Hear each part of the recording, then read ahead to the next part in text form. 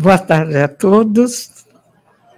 Na alegria de estarmos reunidos nessa casa espírita, lembrando, antes de iniciar, que Jorge Risini recebeu uma poesia de Castro Alves, mas não se preocupe, depois vem a outra de Mário Quintana, é rápido. Vai vagando pelo espaço, embuçado pela noite, sombrio planeta escuro, qual levado pelo açoite. Na órbita desse astro vai ficando denso rastro de terrível vibração. São gemidos, gritos, uivos de pobres seres aflitos que não conhecem perdão. Vou parar aqui. Não é esse o mundo que nós conhecemos. Vou lembrar que existe uma outra poesia de Mário Quintana que eu vou interpretar para ficar mais rápido. Mário diz assim: uma cidade escura e triste, os homens caminham pesadamente, chorando, reclamando. Ah, mas a outra cidade, a outra é azul e dourada. Nela caminham com alegria, erguendo hinos de graças a Deus nosso Pai. Não existe escuridão, não existe sofrimento sem remédio. Ah, é nessa cidade que eu quero continuar. Mas como vamos entrar nessa cidade especial? Jesus já iniciou mostrando o caminho. Jesus, o maior espírito que veio à Terra, que eu aprendi a amar profundamente com meu pai José Herculano Pires. Jesus nunca permitiria que seus irmãos andassem apenas chorosos, mergulhados em tristeza e dor. Já há um moço, Jerônimo Mendonça, que passou pela terra dando muitos exemplos. E eu lembro dele deitado numa maca com distúrbio neurológico que não podia se mexer. E aí gostavam de se confessar com Jerônimo, reconheciam a grandeza espiritual.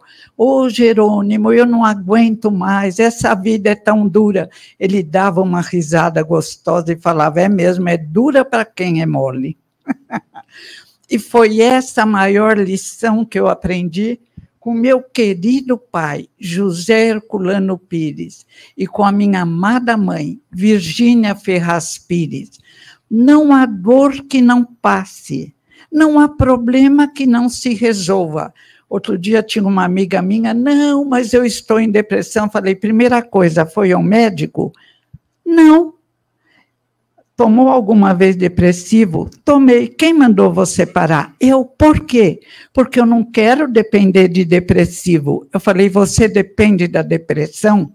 Médico, casa espírita, passe tratamento espiritual.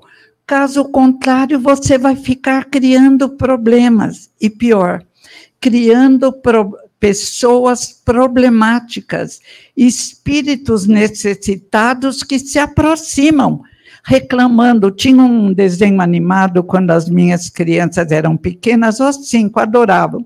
O Miena aparecia, ai Deus, a vida, a morte, não aguento mais. Eu falava, crianças, parem de ver essa bobagem. Eles falavam, mãe, mas é divertido. Eu falei, ah, bom, então eles veem o lado divertido da coisa, podem ver. Porque realmente não há motivo. A terra é linda, flores, pássaros, animaizinhos. Agora, precisamos corresponder a esta bondade. Foi o que eu aprendi com José Herculano Pires. Nunca se queixou. No diário dele, eu descobri que houve época em que ele tinha grandes problemas econômicos. E ele punha uma risada. Depois que ele desencarnou, eu li o diário do meu pai com ordem da minha mãe. E ele punha uma risada entre parênteses. Ele dizia, isto passa, tudo passa. Aliás, Chico Xavier fala a mesma coisa. Tudo passa, só Jesus permanece. Só a nossa alegria pode resolver problemas. Só como explica Kardec em A Gênese, ligando-nos via pensamento com os espíritos bons, alegres, serenos, que sabem que tudo se resolve. E o que não tem remédio, já diz o povo, remediado está. E este foi o exemplo maior de José Herculano Pires. Houve uma época difícil que ele atravessou também no meio espírita, já passou, nem vou lembrar. Mas ele manteve o bom humor e alegria. Ele falou, se eu estiver certo, o problema será resolvido. Se não for resolvido, eu é que tenho que mudar. E o problema foi resolvido e ele continuou feliz, homenageado, seguro, e tudo passou. E nesse setembro estão tantas homenagens, tanta gratidão a José Herculano Pires, e eu lembro que ele falava, filhos, nunca se deixem envaidecer.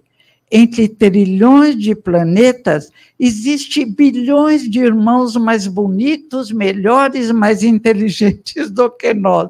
Somos apenas alunos na Terra, alunos pequenos, entre os quais eu me incluo. Nunca arrebite o nariz, porque existe muitos irmãos mais velhos. Vede Jesus. É um convite à alegria de viver, mas nós estamos numa jornada não para sofrer e se sentir mal, nós estamos numa jornada para a luz, nós estamos nos construindo para a felicidade completa, nós estamos nos preparando para que o nosso sonho se realize. Sois deuses, sois luzes, disse o mestre de Nazaré, que nunca mentiu. Sois a luz do mundo, sois o sal da terra, e vamos brilhar. Queiramos ou não, vamos brilhar. Podemos escolher o caminho iluminado pela caridade. Paulo de Tarso. Se eu falar a língua dos homens e dos anjos e não tiver caridade, sou como o metal que soa, ou como o sino que tine. E se eu tiver o dom da profecia e conhecer todos os mistérios e não tiver caridade, isto de nada vale. E se eu entregar meu corpo para ser queimado e todo o meu dinheiro aos pobres e não tiver caridade, eu nada sou. Palavras fortes, palavras lindas. Paulo de Tarso, depois de muito errar, entrou no caminho da luz, do qual nunca mais se afastou. Tenhamos amor, tenhamos caridade. A caridade mais difícil é pelos maus administradores da terra, mas talvez tenhamos sido no passado. Não podemos condenar erros tão veementemente.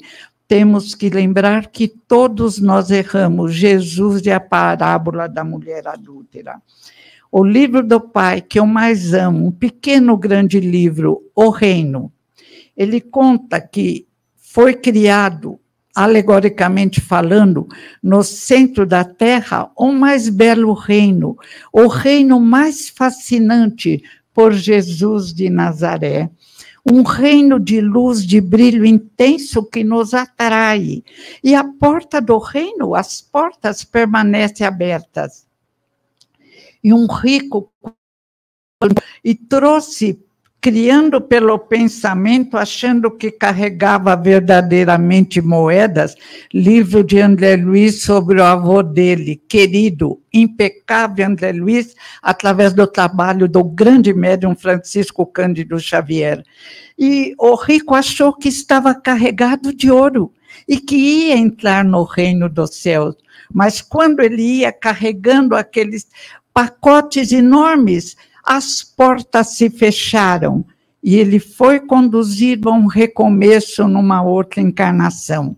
Aí um pobre olhava de longe e disse, eu sofri muito, eu nessa terra nunca tive paz. Olha, este homem rico não merecia mesmo entrar no reino dos céus, porque eu mereço, chega o que eu aguentei nessa encarnação. Tadinho, ele não conhecia que temos várias encarnações, que, em geral, o erro que mais nos fere é aquele que cometemos no passado. Ele pensava que era só uma vida e que agora ele seria carregado pelos anjos, como os faraós pensavam, e entraram em necessidade de desenvolvimento também. E então o pobre tentou, o revoltado, entrar no reino dos céus, e as portas se fecharam. E ele gritava: injustiça, injustiça, eu mereço o céu. Só merece o céu quem ama, quem perdoa, quem faz o bem, quem se esforça para melhorar, quem conserva o bom humor nas horas difíceis da vida. Vai passar. Tudo passa, de Chico Xavier, com problemas nos olhos, problemas gástricos, trabalhando muito, ganhando pouco e sempre sorrindo e feliz. Adorava encontrar Chico, e Chico adorava Herculano. Emmanuel Pedido escreveram 5 livros juntos, porque sabiam que é preciso, como diz o querido Roberto Carlos, saber viver. Viver não é deitar numa nuvem e ficar com anjos nos servindo, atendendo todos os nossos pedidos. Viver é se preocupar com os irmãos que nada têm. Viver é considerar a todos como irmãos. Como é difícil quando é um homem, por exemplo, como Putin, tenho feito força para orar com muito amor para ele, mas não é fácil, porque está louco para uma terceira guerra. Vem dos tempos primitivos, quando nós fazíamos guerra, e continua o mesmo, não conseguiu mudar. Oremos por ele. Oremos também por nós, porque temos defeitos que temos dificuldades em corrigir, mas o reino, o critério que exige é ser bom, fazer o bem, ser paciente, ser um familiar que sabe as qualidades e os defeitos de cada um, e suas qualidades e seus defeitos. Somos filmados. Hoje, toda palestra, às vezes, é filmada, gravada, mas no tempo e no espaço fomos filmados, gravados. Existem gravações no mundo espiritual que poderemos ver. Eu não quero ver meu passado. Quem quiser, veja o seu. Eu só vou ver meu passado, se eu puder, né, daqui a 1000 anos, porque no passado nenhum de nós foi tão bom. É raro, né? Deve ter tido alguém à semelhança de Jesus de Nazaré. Mas sejamos humildes. Outro livro magnífico, O Ser e a Serenidade. Além de todo o auxílio espiritual que nós temos, nessa casa a gente sente, é palpável o auxílio espiritual. Garanto que todo mundo, alguns chegaram preocupados e já estão se sentindo bem, devido ao auxílio da casa. E é necessário, dizia o pai, desenvolver a serenidade. Não adianta nada ficar aflito, prejudica o coração, prejudica o estômago, prejudica o organismo todo e não resolve nada. Paz, serenidade. Eu adoro música. Músicas que tocam no YouTube, Roberto Carlos, Padre Zezinho, Antônio Maria, que já desencarnou, e músicas comuns, por exemplo, tem uma: abra a porta do teu coração e deixa a luz do céu entrar. Meu pai, há muito tempo, escreveu um livro que diz isso, O Ser e a Serenidade. A serenidade, diz meu pai, verte do azul do céu, ou dos dias de tempestade. A serenidade está em toda parte. Precisamos saber encontrá-la. E para encontrar a serenidade, é necessário que nos tornemos serenos. Mas ela tem sementes dentro de nós. É preciso fazer que floresçam, que deem frutos, para que nos tornemos indivíduos serenos. Jesus era sereno. A serenidade de Jesus brilha na cruz injusta, quando ele pensava mais em nós do que nele mesmo. Perdoai, Pai, eles não sabem o que fazem. É preciso aprender a serenidade. Ela está nos telhados das casas, diz Herculano Pires. Ela está em toda parte. Ela está no barulho do mar, no rio que corre entre pedras. Mas por que o homem não consegue ser sereno? E meu pai conta um episódio com Helena Blavatsky, a criadora da teosofia, que o pai diz não era uma mulher serena. Fez um trabalho belíssimo, mas ela não era serena. E ela conversava, a secretária dela, Anne Besant, conversava com ela, porque a secretária estava entusiasmada com a teosofia, que, aliás, encanta. Só que o espiritismo, para mim, tem muito a mais. Mas Anne Besant pergunta, a não serena princesa, ela era princesa, Helena Blavatsky, o que eu preciso para conseguir a serenidade? E Helena olhou séria para ela e falou, comece colando direito o selo das cartas. Meu Deus, que resposta terrível, mas verdadeira. Se a pessoa vai colar o selo das cartas e não presta atenção, ela não está fazendo direito. Se ela for dirigir, ela pode bater o carro. Se ela for tomar um remédio, ela pode esquecer e criar um problema, tomar a segunda dose. Se for educar um filho e bater no filho, ela pode deseducá-lo. É preciso fazer tudo bem feito. Quer educar bem seu filho? Leia livros de psicologia. Monteiro Lobato, há muito tempo, disse: deviam criar cursos para os pais. Durante quanto tempo tentaram educar a palmadas, sentadas? Não deu certo. Só o amor constrói. O amor traz firmeza.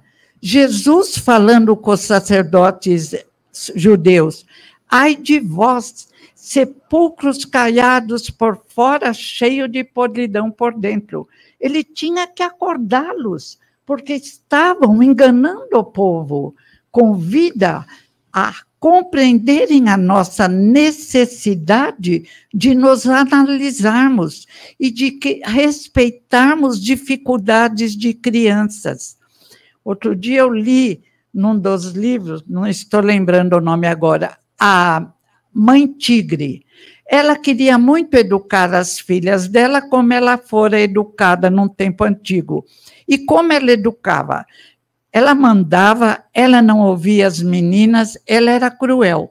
Aí ela resolveu que ela queria que as meninas aprendessem música 6 horas por dia.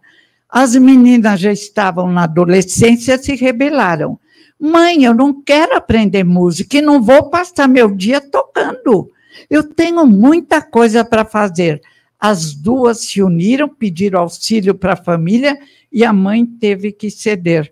Aí ela diz humildemente no livro que só então ela descobriu quantos erros cometera e que ela iria recomeçar uma nova vida com as filhas, ouvindo, conversando, porque cada um tem um modo de ser.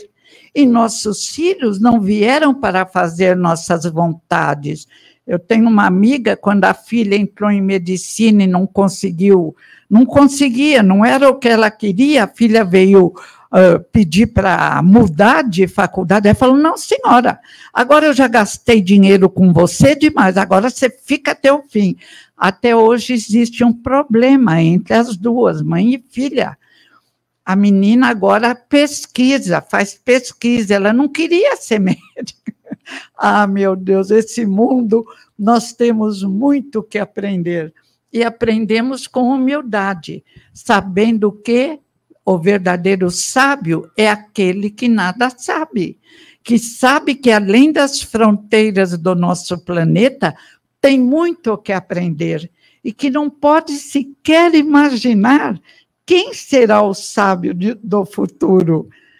Humildade, alegria de viver, respeito ao próximo, às nossas crianças, às nossas ajudantes, ao pessoal que pensamos que é humilde, que é o trabalhador que parece mais carregado, que precisa de um incentivo, de um abraço, de um obrigada, de um por favor. É esse o convite que Herculano nos faz na sua vida, no seu exemplo e no tratamento que ele dava. O melhor livro dele, ele ofereceu ao barbeiro, amava o barbeiro, eram amigos. E lá em casa era muita gente, meu avô ficou viúvo, e meu pai e minha mãe concluíram que meu avô, eram vários adolescentes, tio Chico, tio Antônio, tio João, filhos do meu avô, Amélia, Maria e Lude, filhas. Como um homem iria tomar conta daquela juventude? Então, meu pai e minha mãe convidaram para vir morar conosco. Foi a maior lição. A casa ficou um hotel. Um quarto era dos homens, um quarto das mulheres, outro quarto do casal. E ainda, se alguém precisasse ir no médico, não tivesse dinheiro para ficar em São Paulo, no hotel, minha mãe fechava a sala e fazia da sala um quarto. Então, eu não consigo fazer o que eles faziam, mas admiro, na outra eu vou conseguir. Então, foi um exemplo maravilhoso. E os homens são mais calmos, as mulheres têm mais hormônios e, às vezes, se excediam. Iam começar uma discussão, minha mãe chegava muito firme sempre. Senta todo mundo, vamos orar. Aqui tem perturbação. Mas, mãe, já fizemos o Evangelho do Lar essa semana. Foi pouco. Senta todo mundo, vamos orar. Nunca mais discutimos. Ia começar, uma cutucava a outra. Para, olha, a mãe está de ouvido aceso, ela sempre ouve. Vamos parar, depois a gente conversa baixinho. Nunca mais houve discussão no lar. Oh, hotel maravilhoso. O exemplo vem de casa. Cada indivíduo que se modifica vai auxiliar o mundo a se modificar. Cada indivíduo que persiste no erro está se prejudicando e prejudicando o mundo à sua volta. E não temos este direito. Jesus poderia agir dessa forma. Eu faço o aconteço. Nunca, nunca. Para os simples, para os ignorantes, suavidade, amor. Tem uma música que diz que nos momentos difíceis, Jesus e a espiritualidade nos carrega no colo. Eu acredito nisso, porque se nós analisarmos as tempestades da vida, nos piores momentos nós tivemos um aconchego, um carregamento de braços afetuosos que nos conduziram ao melhor caminho. Por que perder a fé? Se tiverdes fé, disse o mestre dos mestres, o sábio dos sábios, o homem mais documentado da história, o mais amado da história, Jesus de Nazaré. Se tiverdes fé do tamanho de um grão de mostarda, nada vos será impossível. Outro dia, uma filha minha, minha garganta será um câncer. Eu, pelo amor de Deus, menina, o que eu te ensinei? Não construa, não construa. Vamos construir o melhor pensamento positivo. Se precisar enfrentar o pior, aí o pensamento positivo já melhorou a situação. Para com isso, não te ensinei. Mas fulano está com câncer. Eu falei, agora aumentou o número, mas diminuiu a força. Está suave, a pessoa cura, fica bem. Por favor, não construam tolices, construam luzes. Madre Teresa de Calcutá, a AIDS tomando conta, todo mundo morrendo de medo. Madre Teresa de Calcutá, sem medo, com aquela fé robusta, maravilhosa, aquele coração amoroso, montou um instituto para assistir crianças aidéticas, para tomar conta das crianças aidéticas. Ela se tornou mãe daquelas crianças. Irmã Dulce, e não tinham a porta enorme do espiritismo, talvez tivessem tido em outra encarnação ou foram iniciadas naquela religião secreta. Irmã Dulce, Peixinho, André Luiz Peixinho, orador baiano, que trabalhou com Irmã Dulce, contava que Irmã Dulce tinha 2 tumores nos pulmões. Com a idade, ela tinha que dormir sentada. Nunca reclamou. E ainda mais, ela pegou um galinheiro do hospital e tanto fez que fez do galinheiro um hospital para atender de graça quem necessitava. Incrível, né? Mulheres aparentemente frágeis e fortes. E Irmã Dulce atendia a todos que necessitavam. Se faltava alguém, ela se sentia responsável pelo hospital. Ela que inventou uma enfermeira, ela ia ficar no lugar da enfermeira. Peixinho diz, a senhora não pode, Irmã Dulce, a senhora tem problema. Ela falou, meu filho, meus problemas saram quando eu trabalho. Quando eu trabalho, me apoiam e eu não sinto nada. Vou trabalhar. Sempre que faltar alguém, eu puder, eu estou lá trabalhando. É este o convite que os irmãos mais velhos nos fazem. Como, às vezes, a nossa sociedade pode ficar apegada a status bancários, a carros potentíssimos, quando estamos nos construindo para nos tornarmos uma sociedade realmente não materialista, mas espiritualista, que entende que não somos, embora amemos muito o nosso corpo de carne, instrumento inimaginável, fantástico, mas somos espíritos. Deus é tão maravilhoso que, sendo espíritos, luzes, sois deuses, sois luzes, ainda cuidou para que o nosso instrumento de trabalho fosse o melhor possível. Se respeita uma Ferrari, se respeita um piano, se respeita um computador, como desrespeitar um corpo magnífico? Como ficar preocupado com conseguir um corpo perfeito? Até é ridículo. O corpo perfeito não vai se desgastar. O espírito não. Vamos tratar de aperfeiçoar nosso espírito. Senhor, fazei de nós um instrumento de tua paz. Ora, com tanta propriedade, São Francisco de Assis, que nos lembrou da importância dos animais em nossas vidas. Alegram. Nossa, eu estou muito entusiasmada. É o clima de festa que tem aqui. E estou fugindo do livro. Vamos voltar Os filósofos. 15 filósofos apresentados pelo pai. Os queridos Sócrates e Platão também. Os dois, que acreditavam em reencarnação, que acreditavam que éramos espíritos. Mas aí tem um querido inteligente que caminhava junto com os trabalhadores, nas greves, nos pedidos, mas que era materialista e existencialista, Jean-Paul Sartre.